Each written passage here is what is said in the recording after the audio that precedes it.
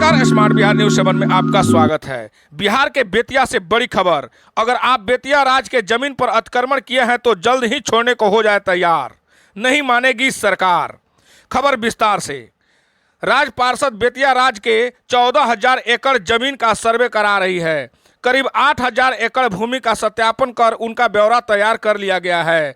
सरकार supreme court के आदेश पर हाई कोर्ट ऑफ ऑर्डर के एक्ट के अधीन बेतिया राज के संपत्ति का ब्यौरा इकट्ठा कर रही है। राजस्व पार्षद के अध्यक्ष सुनील कुमार और अपर सदस्य के पाठक ने 6 अगस्त गुरुवार को पत्रकार वार्ता में यह जानकारी दी। एक सवाल के जवाब में उन्होंने कहा कि बेतिया राज का जमीन का सर्वे पूरा होने के बाद उस पर भी सेलिंग एक्ट लागू होगा। उक्त जमीन को राजसात कर लिया जाएगा। बिहार और उत्तर प्रदेश में फैली बेतिया राज की जमीन का सर्वे कराया जाएगा। इसके लिए दोनों राज्यों के साथ 14 जून को सचिवालय सभागार में सदस्य राज्य परिषद की अध्यक्षता में बिहार और उत्तर प्रदेश के अधिकारियों की बैठक की गई।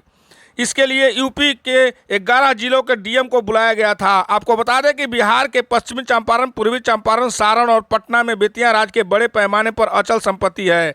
इसका अधिकतर हिस्सा अतिक्रमणकारियों के कब्जे में है।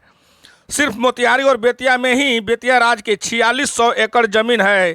इनमें 75% जमीन अतिक्रमण है। अतिक्रमण हटाने के लिए 7,000 से अधिक लंबित मामले हैं।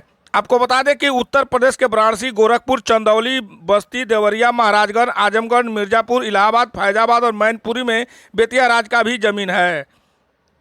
बता दें कि सभी जगह मिलाकर बेतिया राज के 14,000 एकड़ जमीन है, जो कि जल्द ही बिहार सरकार के अधीन होगी।